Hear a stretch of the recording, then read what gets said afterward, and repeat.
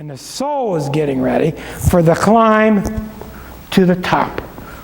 And Capricorn needs to be here. In zodiacs that you see printed incorrectly, they mess it all up.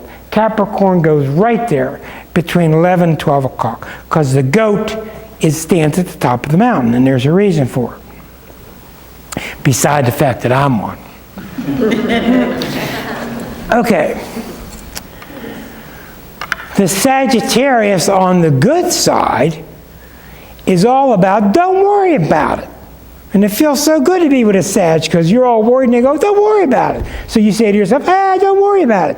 And the United States says to itself, after Pluto spent 1995 through 2008 in Sagittarius, we said, oh, the bills are due. We better start worrying about it.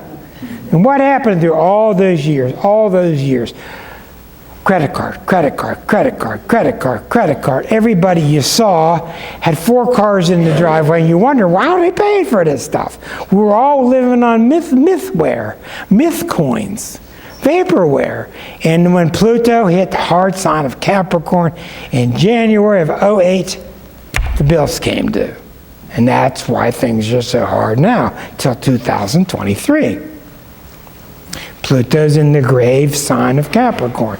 And all the institutions that are held up by pillars are shaking, and many of them are crashing, because Pluto's job is to find decay and to find corruption.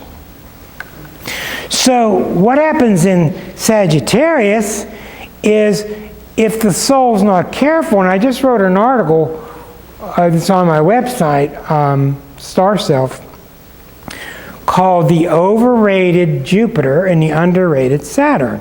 Because everybody hears Jupiter, oh, it's good luck. Oh, it's good luck. Oh, go do the lottery. Oh, go. Well, believe me, it's not always good luck, and it can deal with excess and carelessness and frivolity. Well, Capricorn is not always bad either, like it's portrayed, because if it weren't for Capricorn, nothing would stick together. So that article really juxtaposes those two principles. So in Sag, what you have on the negative side is too much flippancy and irresponsibility. And you will note if you have a kid that you're trying to raise that has too much Sag in their chart, they just don't want to bother with it. I'm not going to bother with it. Well, the IRS is going to bother with you. You know, it's going to happen. They don't want to hear. So it's probably the most positive sign of the zodiac. It's the Jon Stewart of the zodiac. It is the Flip Wilson of the zodiac. It is the Richard Pryor, fun-loving, Bette Midler, right? You see the flavor. I keep stepping on myself.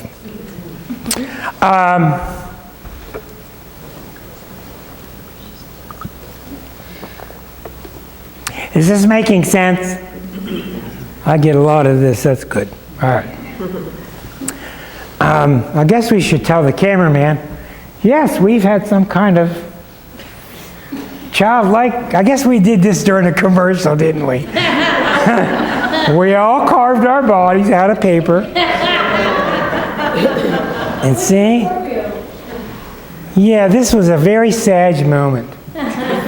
Okay, so the soul is getting ready to take its stance on the top of the chart, called the midheaven, and that's a big deal. And in most astrology books, they will say to you that that's your job and career. It commonly is, but that's what calls you. That's your God calling. Because you can BS yourself all you want. You can read Del horoscope all you want. You can wear your little Aries badge around your neck. Do what you want. Astrology is a map and a calendar of when you have finally had it and you're going to go home to God. That's what it is. That's what it's about. What do you need to do? Why are you having this trial? Now I don't even look at the chart much when people come see me. I listen for where are you blocked? Let's get you unblocked. We'll talk about the chart, son. Send you on your way. Because people are learning so fast and we're evolving, and it's all coming down to are you blocked or not? And if you're blocked, you did it to yourself, or maybe your parents did it. Well, we need to get you unblocked. get you back on the track, and then let you sail by yourself. So as the soul gets to the adult stage, and the Capricorn takes its seat sultanically in Moby Dick, in the 10th house, in the 10th sign of Capricorn, cardinal Earth, leader of Earth, manager, tell you how to do things, bank managers, very good directors. Now the soul, for the first time, is thinking of beyond itself. In this quadrant, it's others. I'm thinking about my future, the future generations, the world at large. Now, Capricorn is all about taking your place, getting a nice position. And what Capricorn does so well, and every Capricorn is a yes to these two questions: duty and responsibility. I don't care who you are, you're not going to get in there and dig out duty and responsibility. You are made of duty and responsibility. That we're not responsible for everything. But who do you want to bat for your team? LeBron James, the Capricorn. The great stars want the ball at the end of the game, the Capricorns, because they feel, that they're dutiful and they want the responsibility. But the way they do it is they conform. That's the secret. If I stay in these blocks and I answer yes on the yes questions and I answer no on the no questions and I go to the school daddy wants me to and I brush my teeth twice a day and I do all the right things, I will be okay. No. That's the problem. We're still learning. Well, I just can't stand this irresponsible sign of Sagittarius. Look at all these bills they left me with. True. Sag says to Scorpio, I can't stand all that importance you put in the damn relationship. There are a lot of chicks out there, right? Everybody looks back at the sign before them, you see? But Capricorn has that sense of, I will sacrifice myself. That's big. That's really big. To me, if Christ was anything, Christ was very Capricornian, very Piscean. But that sense that the father has, I will sacrifice, work 4 jobs so the child's okay. That's why the father, Capricorn, the mother, Cancer. Okay? The father image. But the problem is that the soul has been working so hard, and what the Capricorns do wrong is they become so rigid. They won't go outside. They won't take a risk. They're too cautious. I mean, the 2 cautious signs, Capricorn, Cancer. And in the book, I found magic, because I thought I had an ability to break every sign down to 2 words. And I almost did it, but I couldn't do it. And Capricorn's 2 words are? I work. No, she did. Huh? No.